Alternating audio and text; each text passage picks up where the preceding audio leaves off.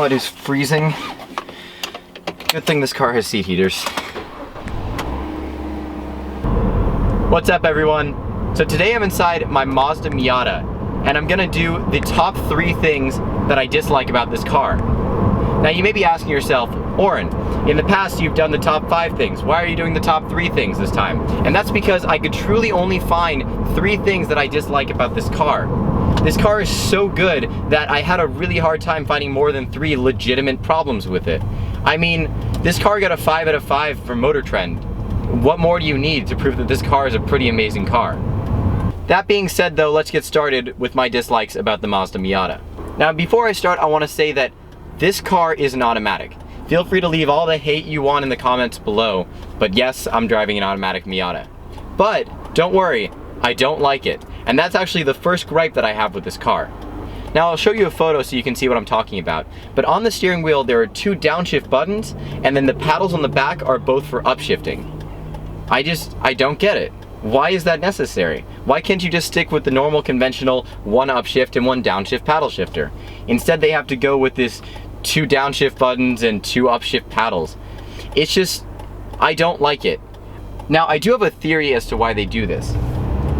And that theory is that with this setup, you can now shift up and down with 1 hand. So here's my 1 hand, I just upshifted, and now I just downshifted, all with 1 hand, which I guess makes it more available to leisurely drive around because you can do both the shifting with just 1 hand. But the Miata has always been, and still is, a very driver-oriented car. So if you're driving an automatic version of the Miata, what's your excuse for not having both hands on the steering wheel when you're going to shift? Now my second issue with this car is more of a personal preference, so feel free to disagree with me on this, but I really have a problem with the engine note in this car.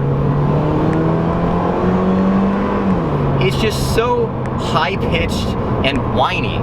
I know that this car is a 4-cylinder, and I'm not expecting it to sound like an 8-cylinder by any means, but the exhaust of this car really emphasizes the fact that it's a tiny little 4-cylinder.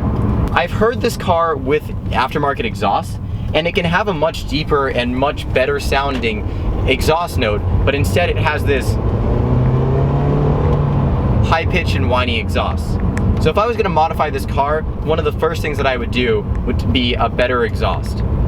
Now my third and final dislike about the Mazda Miata is purely the fact that the head unit, despite this car being a 2012 Miata, does not have Bluetooth or USB, which nowadays really is a necessity in cars. So the fact that this car is a 2012 Miata and it doesn't come standard with those things really is kind of disappointing. Other than those 3 things though, I cannot find anything that I dislike about this car. I mean, if you're looking for a lightweight, low power, low price, and super fun roadster, the Miata is your go-to because it's just a great car all around. If you're interested, we've already done a full review of this Mazda Miata, and also we've compared it to the ND Miata, which is the newest generation Miata. So feel free to check those out. But until then, make sure to subscribe, follow me on Instagram, Snapchat, and Twitter, and I'll see you guys next time.